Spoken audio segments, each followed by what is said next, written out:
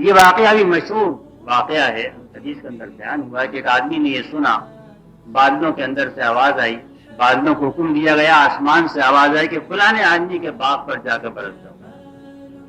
حدیث میں آتا ہے کہ وہ آدمی ان بادلوں کے پیچھے ہو لیا کہ کہاں جاتے ہیں، بادل جا کے برسے، پانی بہا، ایک باغ کی طرف گیا، اس نے دیکھا ایک آدمی سارے پانی کو جمع کر رہا ہے پھاوڑے سے اور اس کو اپنی باغ کو پانی دے رہا ہے۔ اس کے پاس پہنچا، اس نے کہا تمہارا نام یہی ہے؟ اس نے کہا میرا نام تو یہی ہے۔ اس نے کہا تم کیا عمل کرتے ہو کہ آسمان سے حکم ہوا بادل کو کہ جا کر تمہارے باغ کو سیراب کرے، اس کو پانی؟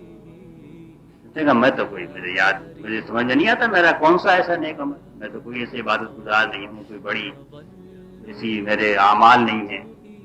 ہاں ایک بات ہے کہ یہ باغ جو ہے اس کی جب پیداوار ہوتی ہے تو اس کے میں 3 حصے کرتا ہوں۔ ایک حصہ جو ہے وہ میں اپنے اوپر خرچ کرتا ہوں، اپنے گھر والوں پر، اپنے کھانے پینے پر، اپنے مکان پر، اپنی ضروریات پر۔ ایک حصہ میں اللہ کی راہ میں دے دیتا ہوں، دوسرے انسانوں کو، اور ایک حصہ جو ہے یہ میں اسی باغ میں دوبارہ لگا دیتا ہوں، اسی میں ری انویسٹ کر دیتا ہوں تاکہ اس باغ کی پیداوار بڑھے، یہ باغ سدا بہار رہے، کھیتی باڑی میں اضافہ ہو۔